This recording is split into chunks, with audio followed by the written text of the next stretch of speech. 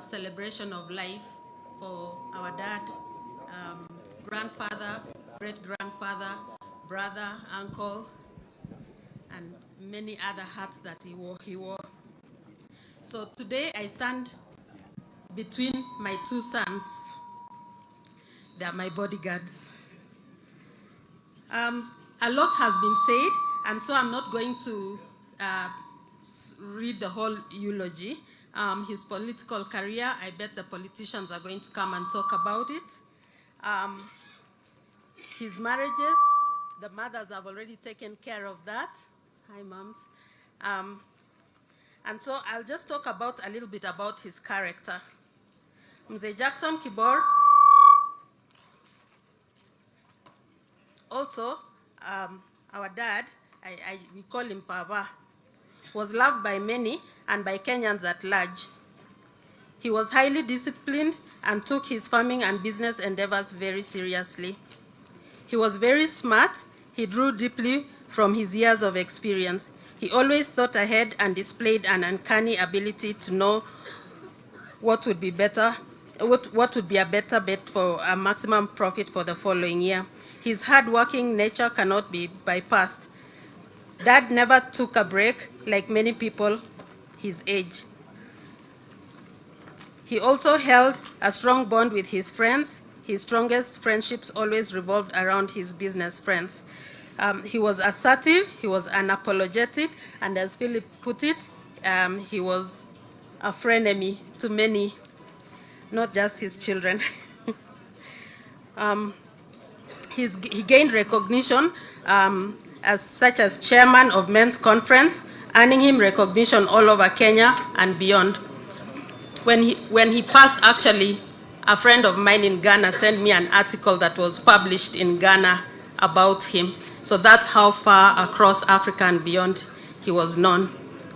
He was good friends with his children and was even a finer friend with his grandchildren, each of whom he had a personal relationship with.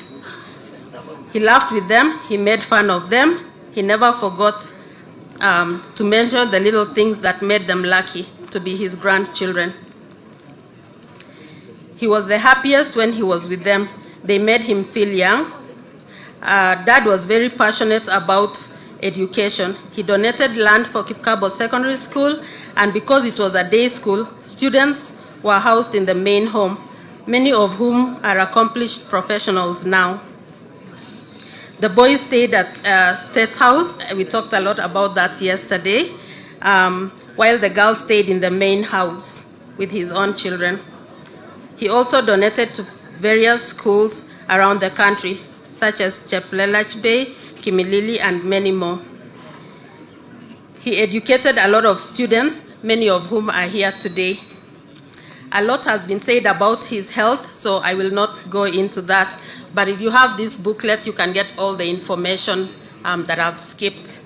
But what I wanted to also mention was we haven't talked about his brothers and sisters, many of whom have gone before him. He was the son of the late Kipkene Arap Boit, Kapsamitui, and the late Chepkeno Pot Kasiran. Dad was the younger brother of Kasiran Pot Kogeluk.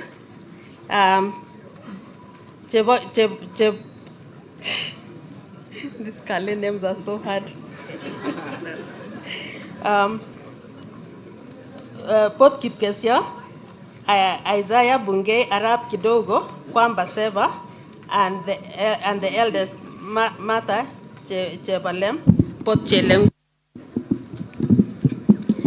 We've talked about his wives, 3 of them, mothers.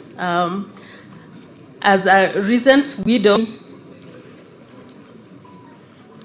you'll go through a hard time, but be assured time heals.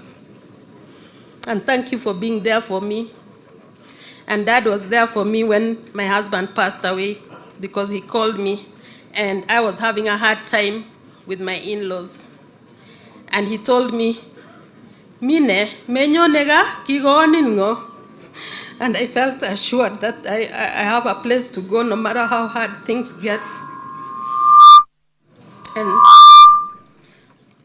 I think I'm just going to end here before I get too emotional. Thank you all for listening. Rest in peace, Dad. We will miss you. We will miss your jokes. We will miss your harshness. We will miss your stare down, because he stared down at us a lot when we did wrong.